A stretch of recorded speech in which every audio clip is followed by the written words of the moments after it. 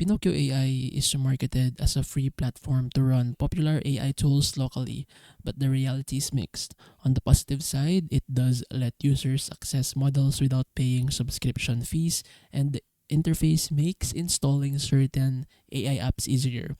However, the problems start with the hardware demands. Running large AI models requires powerful GPUs, lots of RAM, and stable drivers, things most casual users don't have. Many report constant crashes, failed installs, or their PCs slowing to a crawl.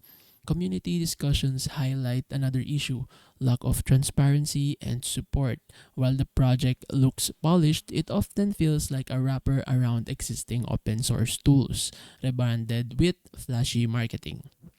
On Reddit and forums, users question whether it's truly innovative or just a way to funnel traffic while leaving people frustrated with hardware limitations.